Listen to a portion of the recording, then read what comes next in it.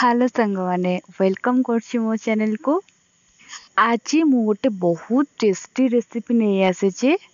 ए स्नैक्सटा बहुत लो ऑयल, खाइबा ପାଇଁ भी जेतिकी टेस्टी, बनेबा भी सेतिकी सहज। पूरा नो टेंशन ने बने के खाइबे। तेल कम रहइबो एटा।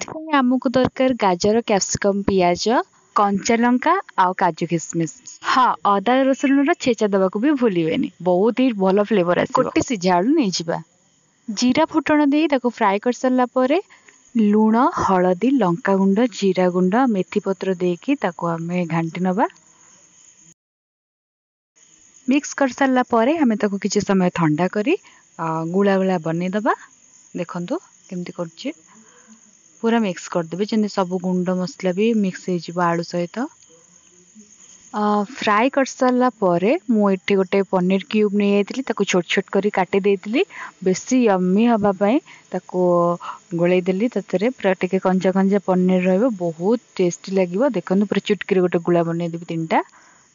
एला रेडी। ए डोटा मु प्रिपेयर करिछि मैदा आ ईस्ट हल्का उषुम पानी रे टिके फॉर्मेट करिकरी मु करिछि ए डोटा।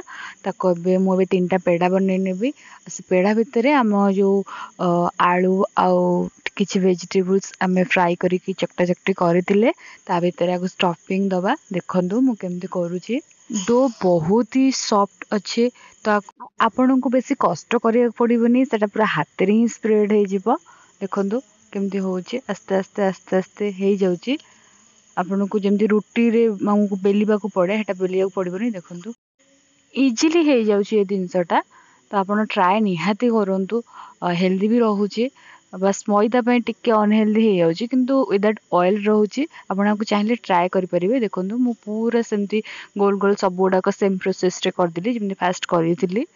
देखंतु हाथ रे ही स्प्रेड हे जाउछि, किछि आपन कष्ट करिया रे ही नाही। सेम प्रोसेस आपण यदि चाहिए आपको अट्टारे भी करें, मैदा अवॉइड करने को चाहूँगे अट्टारे भी करें। सेम प्रोसेस, बस ईस्ट को फॉर्मेट करी हमें अट्टारे चकटा चकटी करी हे जीवो। ए जिनसटा भी तीनटा को मु रेडी करदेली पूरा। देखंतु तापर मु तेल दे दूची, टिके तेल देजी टिके कलर आसीबा पाएगा। तापर मु टिके कला जीरा भी नहीं जाउची, टिके लुक वाइज भलो आसीबो, ता बास्ना भी टिके भलो आसीबो। ए सब दिन सरे टिके कला जीरा ही निहाती दरकार। तो मु ता ऊपर टिके नै नउची।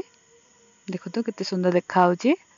सांग माने मु इटी गोटे जुगाड़ करिछि। गोटे कड़ाई नै जाइछि, आ तथरे किछि लूण दे देइछि, गोटे गिन्ना थोइ देइछि। तापर ताको मु गैस ऑन करिकि पूरा हीट करेकि 25 मिनिट काल रखिली। से पूरा हीट ही हेकि रहितला, से पूरा तातिगिरी। तो आमे तापर गोटे रस्तर जगह मु नै गली।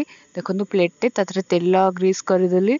तापर ए तीनटा गुळा को थोइदेली। तापर पुणी तर ढांकुणीटा को दे घोड़े देली, गैस ऑन करी बसैली।